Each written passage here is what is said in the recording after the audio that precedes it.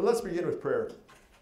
Gracious God, you are good to us, and you are gracious. And we thank you for this glorious day. And we thank you for the privilege of coming together as part of this community, this team that labors in this corner of your vineyard, Lutheran Higher Education, Concordia University, to carry out part of the mission of the church. And what a privilege it is for us to serve in that way. We ask that you'd bless us in this time, help it to be a fruitful time, a time of helpful communication, so that my colleagues can have a little better sense of at least the things that are going on in my corners of the campus, and where it's important, Lord, also for me to be more aware of what's going on in there, so that we can help each other and support each other and be working at this together. Thank you for all the ways in which you bless us, of course, but chiefly we thank you, Lord Jesus, for your saving work in our lives, for the hope and the promise that fills us each day with joy and with confidence and with the assurance of your abiding love. And it's in your name we pray. So, I'm not sure how long we've been doing these. It's been a number of years that we've been having what somebody started calling President's Ponderings. And so some might say it's more ponderous than pondering. You're just kind of thinking out loud a little bit, and there is some of that. And I have to tell you, there are some years that I'm not exactly quite sure what to say because it's kind of sounds so much like the year before. And those I'll someday look back fondly on as the good old days, I suppose. But today there's some really weighty and interesting and important things for us to discuss and to share. And so I'm grateful for your attention and for your engagement on it. I'd like to, though, set the context, thinking about theme verses. And the very first theme verse that was our theme my first one as president was from Hebrews 12. And I mention that because this year's verse and that year's verse were really two of my favorite verses, not only because I like them, but because I think in many ways they speak to me, they sort of define who I am. I wasn't a confirmand, I didn't get a confirmation verse, so if I had to pick one or two, I don't know, can you pick two? I guess I'd pick, these would be the two that I would pick to help kind of frame how I live my Christian life. So that first year was Hebrews 12, 1-2. The passage about let us run with perseverance the race that's laid out for us, looking to Jesus who gives us our faith from start to finish. I have to tell you, though, that in that first year I wasn't really much of a runner. I dabbled at it a bit. I'd done it more before and was still doing it some. Not nearly as much as I do now, to be quite honest. In fact, yesterday I set my own personal record for the most miles that I ever ran in the month of July. Now, isn't that interesting? In any previous July. But to accomplish that, I had to run, I ran 9 miles yesterday on the track just to break that record. And so, I kind of got the mindset of a distance run. There was another fellow, though, on the track. He's about my age. In other words, he looked old. Who was running hurdles. He was running hurdles. So, you might think, oh, running 9 miles on a track sounds, but you have to, running hurdles at this age? It just, I can't even hardly step up on the curb. So I thought I was accomplishing something, but I was more impressed by his speed work. But in many ways, though this was the passage that first year of my presidency, it has been in lots of ways the focal passage of my adult life. It's kind of how I see my life. It's how I see my Christian life in the world. Running with perseverance, the race that's laid out for us. You know, it's not a sprint, right? It's a marathon, but it's more than that. It's really it's day after day. It's one step at a time. It's incremental. It's not the home run. It's the kind of just slogging it out. And I think that most of us probably can relate to that, right? I mean, we all like those extraordinary moments where things are wonderful and fantastic. And we're fortunate that in our lives that we have those times that we are able to celebrate special things, milestones, right? But more often it's perseverance. It's just moving ahead a little bit at a time. It's also about delayed gratification, and so difficult for us in a time and in a place and in a culture where we want what we want when we want it, and generally we want it now. That's not an easy thing for us as human beings, particularly in our time and place. But mostly it's about keeping focus. It's let us run with perseverance the race laid out for us, sure. But fixing our eyes on Jesus. Fixing our eyes on Jesus, who in one, I think, wonderful translation of this text says, who gives us our faith from start to finish. From the starting line to the end line. From baptism's renewing splash to ashes and dust to dust. Keeping our focus on Jesus. There are stretches when, in the long race, where the going is difficult. And if you've run a marathon, you know that it's not all hard. It's mostly all hard, but it's not all hard. But there are parts that are harder than others, and they're not always just like it right at the end.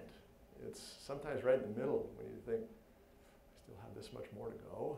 You know, so there are stretches that are difficult, but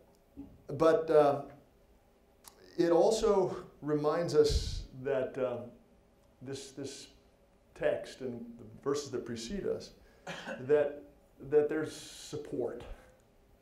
The holy writer says, let us run with perseverance the race laid out.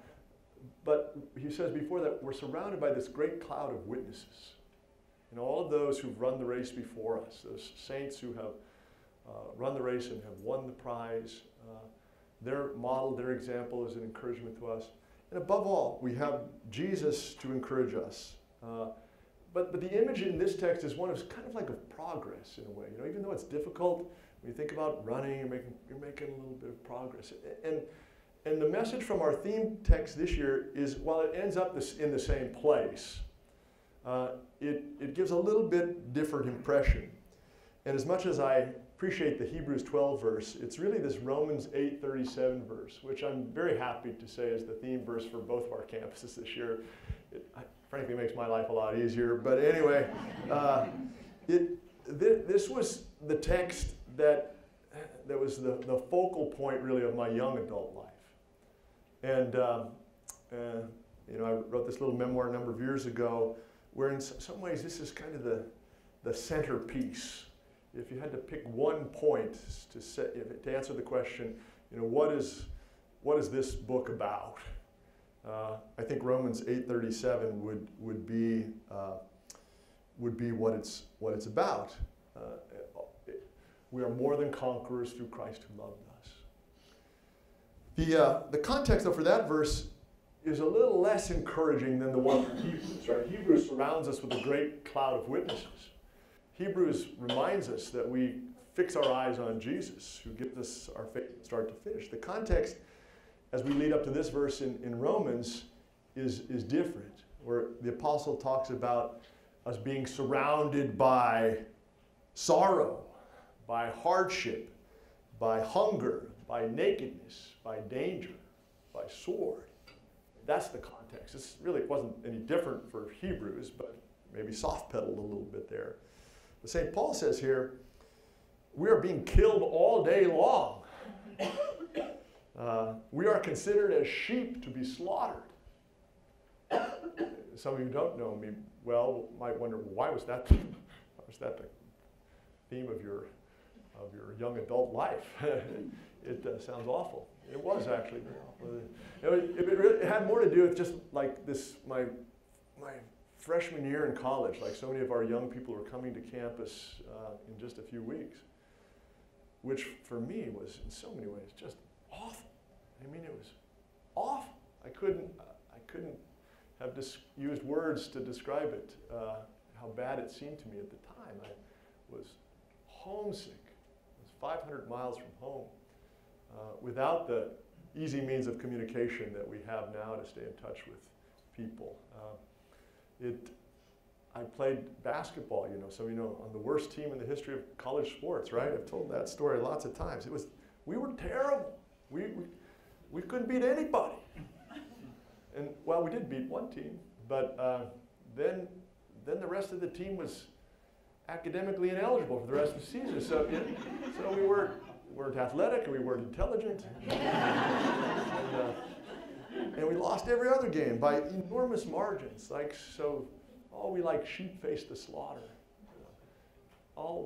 We faced the slaughter every time we took the court. It wasn't like, maybe we'll win tonight. There was no way we were going to ever win a game, and we didn't win any more. But I guess in just about every way, that freshman year, I felt like just a loser.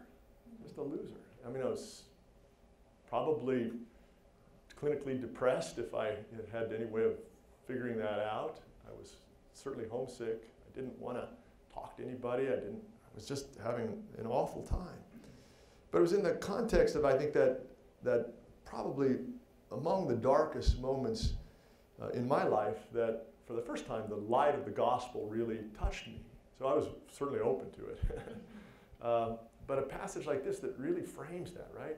Oh, we like sheep face the slaughter, peril, nakedness, famine, sword, whatever it is that's afflicting us. And yet, St. Paul says, and yet in the midst of all these things, where we're feeling like this, in the midst of all these things, we're more than conquerors through Christ who loved us. And that, of course, had a penetrating effect. That message, including that verse, had a penetrating effect that has really reshaped me forever since, and continues to as well. It's a passage that, unlike the Hebrews one, that at least you're moving forward. It's one that says we're not making much progress in our lives. We really aren't. And in a lot of ways, it's kind of amusing to me, probably not to Tammy, but I'm really not that much different than I was when I was 18 years old. I mean, in some ways, the rough edges have been polished a little bit, but I'm not really that much different in terms of the kind of raw material. And I suppose you would probably say much the same thing about yourselves, that life so often, in contrast to running with perseverance, that life's more like 2 steps forward and 3 steps back at times. In any case, that's my life. But even at that, we're more than conquerors through Christ who loves us. We're not just merely champions. We're more than champions. It's better, in fact, than being traded, Bill, just before the deadline to a contender. I mean, that's fine. I mean, we're already declared champions. I mean, it's already in the bag. It's clinched. It's won. And the stuff that pesters us, it will not abate. We will continue to have famine, nakedness, peril, sword, whatever. That's not going to change. But the defanged lion, the toothless tiger that growls, is defeated. Our adversary, the devil, prowls like a roaring lion, seeking whom he might devour. He's defeated. It's not as if the victory is in question, because Christ's victory is our victory. And I'm really looking forward to, during the course of this year, unpacking that text more along with others as we think about what does it mean for us as Concordians to be more than champions. But I think for now, for our purpose today, we should say that it begins with living like champions. That we should live like champions. It doesn't mean we need to go around and spray each other with champagne every day, right? But it does mean, I think, for starters, that we should live life in a way that is winsome.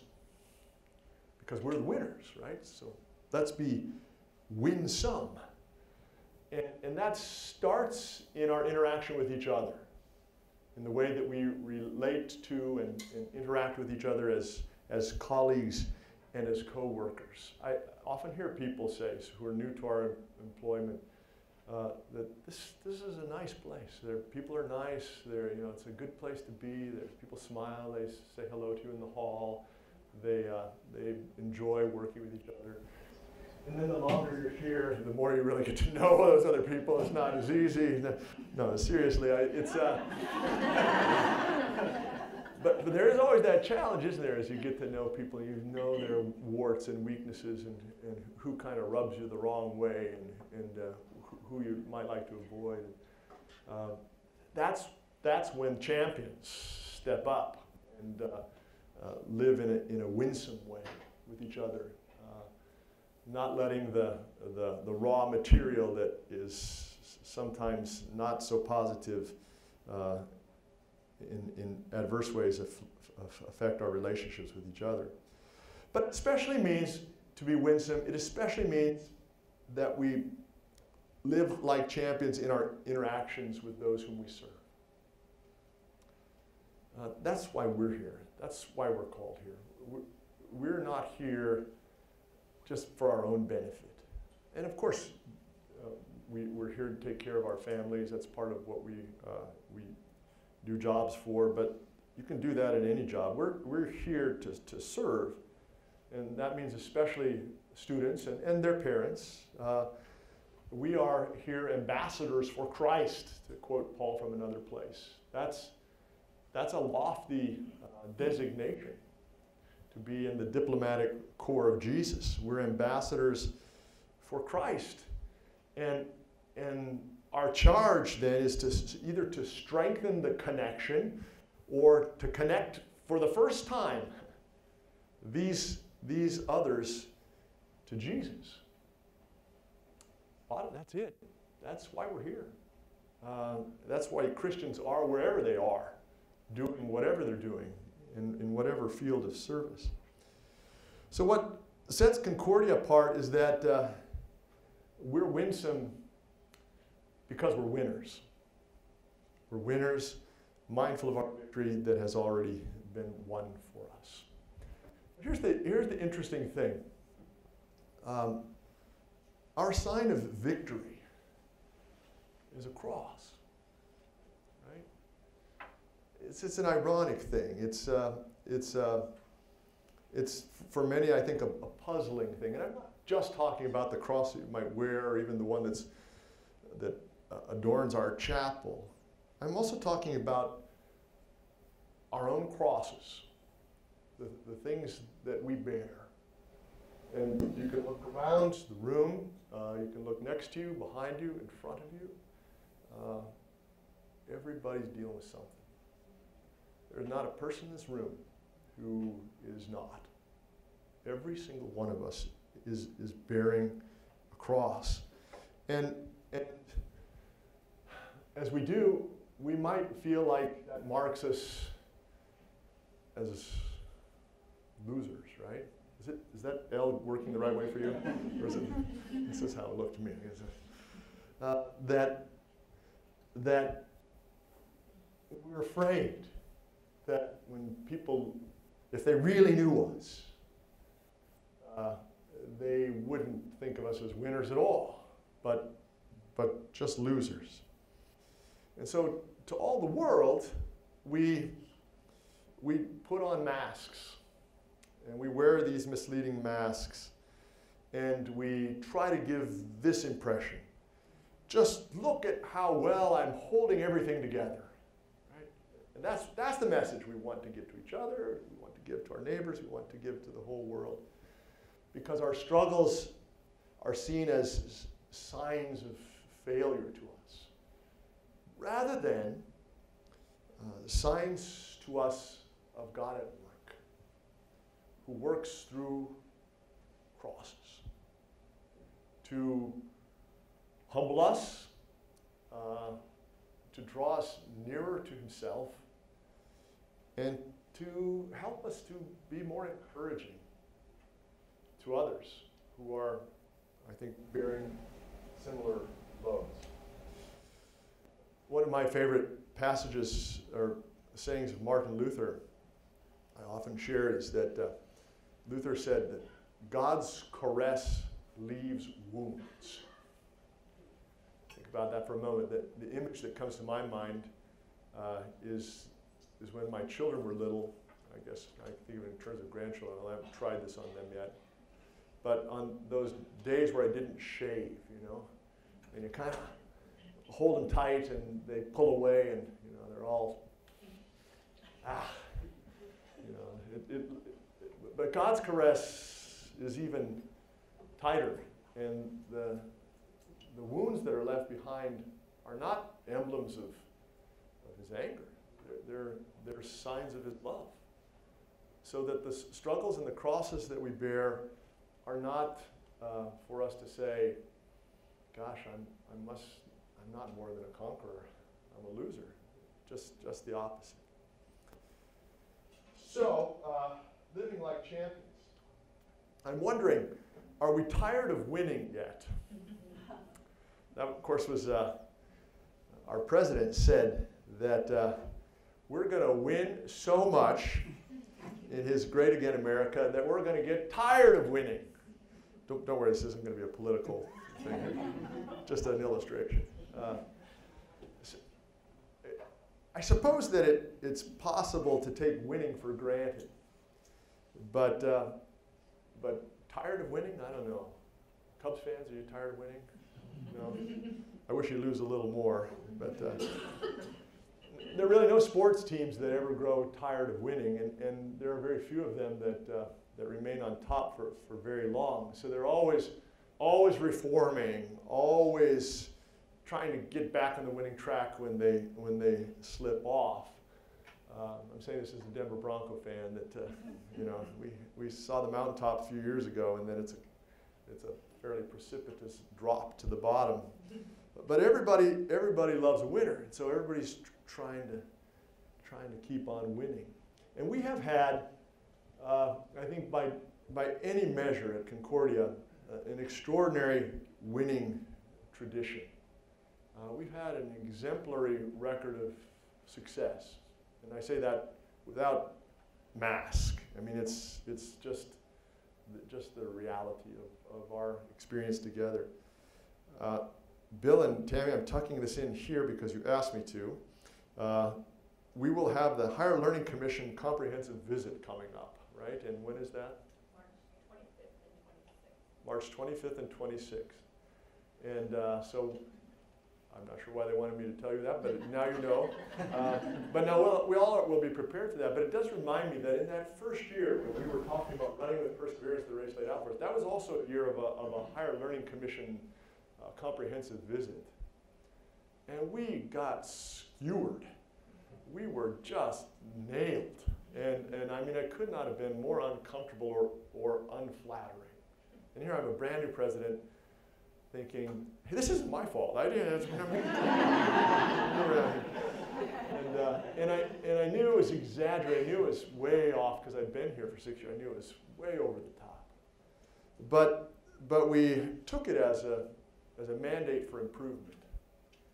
And I'm happy to tell you that really every visit we've had since then, Higher Learning Commission or other accreditation, have all gone very well. And that's a testament to good people working really hard at important questions. So I look forward to the Higher Learning Commission's visit, and I'm sure we'll learn a lot of very positive things. I'm always excited when we have a chance to interact with alums. So this weekend we've got here on the Mequon campus, the classes from the 1990s that are coming. They're among my favorites because I was teaching in those days, and so I know them all, most of them anyway. And they're looking forward to coming back, and I'm looking forward to their reaction to the things that have occurred on campus since they were here.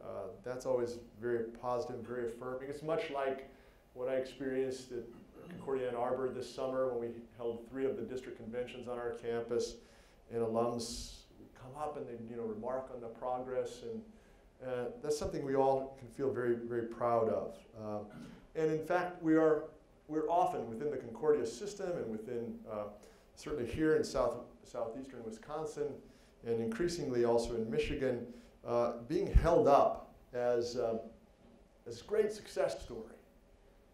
And I often wonder, what do folks mean by that? There are some things that we all agree about. For example, the progress on our new academic building here on the Mequon campus. It's nice to see all of the work that's being done, and I'm excited for the folks in the pharmacy school to lose their lake view.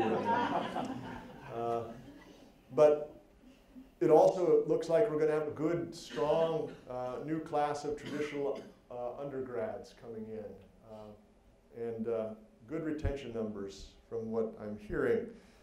On the Ann Arbor campus, you can also watch the progress of the new athletic facilities, the field across the street for track and field and athletics.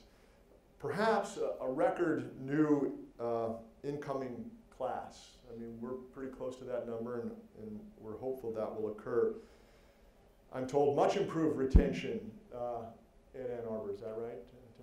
That looks good for us. And if all of that holds, and we expect that it will, now it's August, we will no doubt have an all-time high in enrollment at Concordia Ann Arbor for its entire 50-some year history.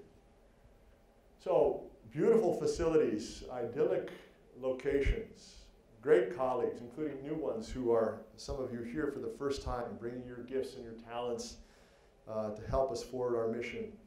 This is a winsome place to work and to serve and to teach and to learn. So that's all prelude. Because I think the trends in some ways are suggesting to us that we have been taking winning for granted. And let me elaborate on this with you for a little bit. I want to bring you into a broader discussion that has been going on in administration for the last couple of weeks now. How do you measure success? For me, the most important measure is the fulfillment of our mission. That's really the only one that matters, ultimately. That's why we're here, helping students develop in mind, body, and spirit to serve Christ in the church and the world. And to the extent that that's happening, we're successful. It's a little slippery sometimes. You can't always, quantify what that means, although you can see it in the lives of those alums who come back to campus and who are making a difference serving. But clearly, there's a business side also to what we're doing, and that's the part that I want to say more about today. Bottom line.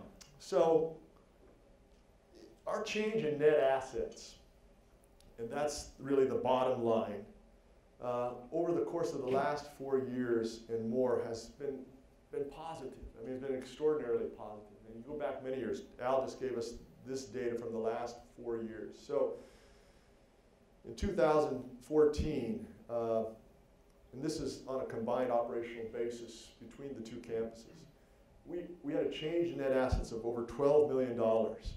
In 2015, $16 million. 2016, $6.2 million. 2017, $9.4 million.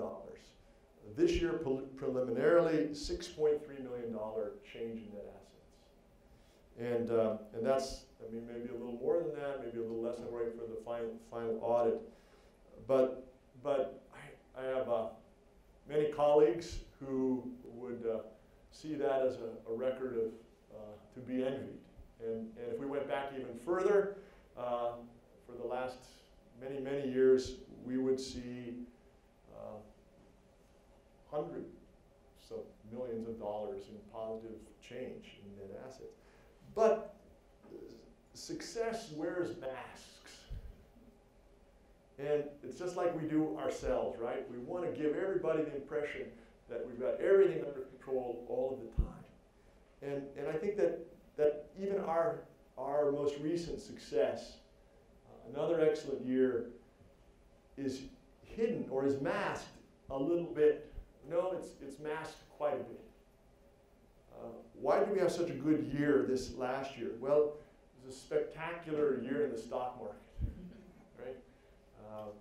We're not tired of winning there yet. So that was, I mean, extraordinary. If you look at your own retirement plan, wouldn't that be nice to have that every year?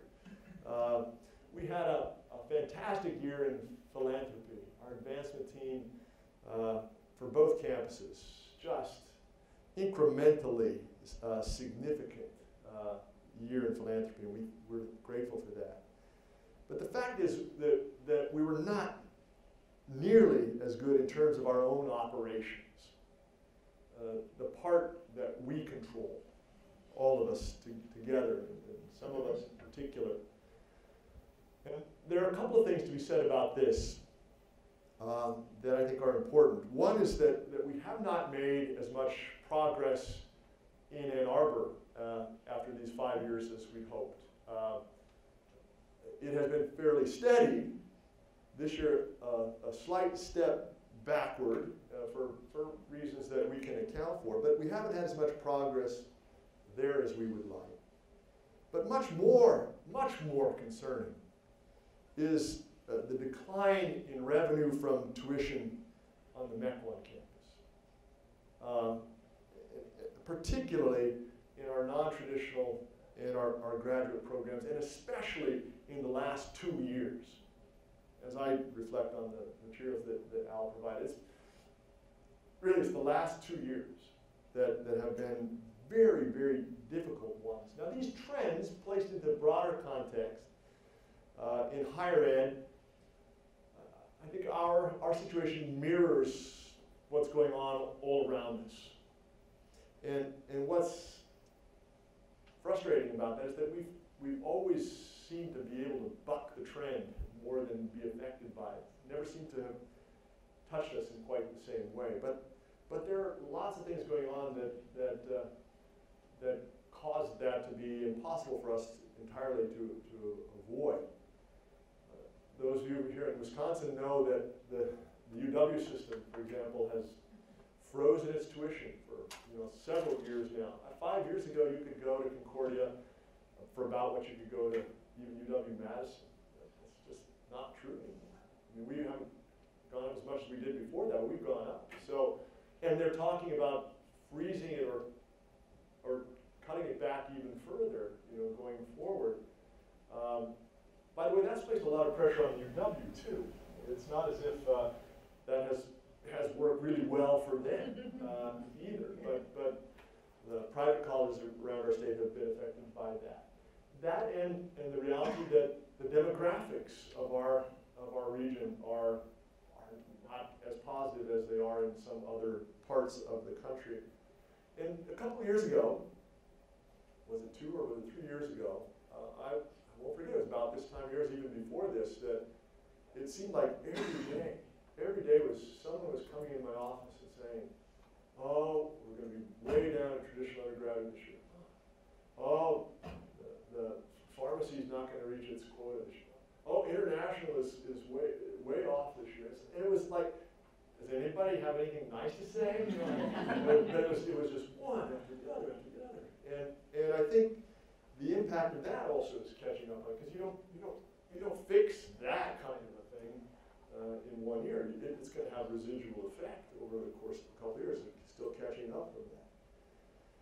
So while we're not alone, the challenges for higher ed abound, it's not all that comforting that misery loves company. Just because Wisconsin Lutheran and Cardinal Stritch and UWM and Marquette, just because others are struggling doesn't make this easier for me somehow.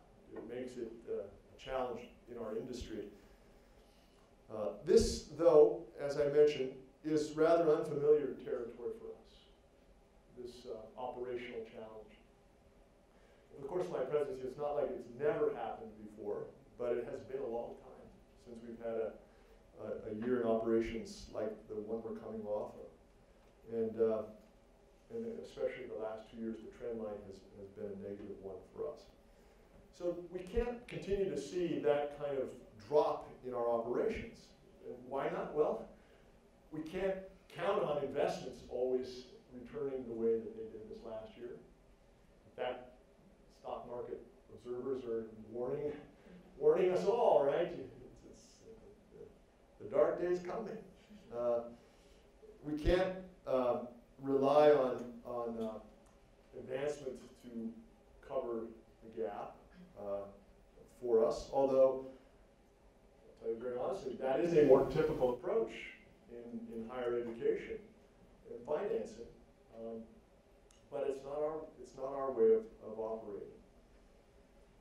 We have had better data, and I'm grateful to Tammy and her team, Chris, Michelle, others who they're really helping us to analyze, and we're still working through that analysis. But I'll tell you this: there is not one specific place that you can point to or you can blame. This is because of Ann Arbor. Well, it's not because of Ann Arbor. And like I said, Ann Arbor's situation has been fairly flat. In fact, the trajectory for enrollment growth has been very positive. It's even more of a situation here on the Mequon campus. But the bottom line, to our bottom line, is that we are a tuition-dependent organization. That's not going to change anytime very, very soon. And I've said this before, we're not tuition-driven, we're mission-driven. But we are tuition-dependent. And that's our reality. So this underscores the important role that each of us plays. First of all, in winsome service to our students. Help them to have the very best possible Concordia experience that they can. And so each of us plays a role in recruitment and in retention of students. There's no exception to that in this room or across our campus. It's also true that each of us has a role to play in the stewardship of the resources that are given to us to carry out our mission. I mean, we want to be good stewards of what God has given us and to use those things to His glory in a positive way. I would tell you that based on our preliminary analysis that what I'm describing is really more applicable to academics and to the faculty in a more general way. Attention to decisions about programs that have enrollment implications requires some thought. The need to support programs that provide good return on investment, the adoption of new programs that are market-driven, that are going to help us, that's always been key to our success. And so again, there's more work that needs to be done there, but we're doing that work. When we met this week, the vice presidents and I, we talked a fair bit about this. And in a way, it changed the direction of our meeting. It was meant to be a meeting that was kind of dreaming big dreams. You know, what's the next big thing? So the way I started the meeting was, my comments at the beginning were, Concordia, we're used to playing offense, right? In fact, we've been an offensive juggernaut. We were like the Broncos when Peyton Manning was at his best. And we rode that horse all the way to the Super Bowl, where we were promptly thrashed by Seattle because we had no defense. But that's been us anyway. We've been an offensive juggernaut. And we haven't really spent much time thinking about defense. But I think we're in a somewhat of a defensive position right now. Because although we've had another very positive year financially, it wouldn't take very much now for that to completely turn. It wouldn't take very much. A bad year in the stock market, Roy and his team slacking off.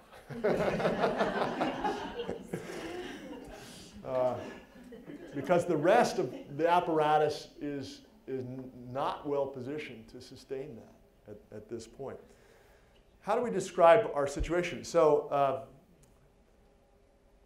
this is with Al's approval. We define this as a concern, not as a crisis. So it's important for you to hear that, right? It's a concern. It's not a crisis. And the administrative team, as we describe these trends, both the external and the internal ones, we see it that way. It's concerning, but it's not a crisis. We're not immune from the various factors that have impact on our industry, higher education. We're not immune from those. As much as it seemed like in the past we could just go right around that. But it is really important for us to get out in front of these concerns, to control as much as we can that is within our control as possible to avert a crisis. And I have to say, in all honesty and all transparency, that's not going to be an easy thing to avert.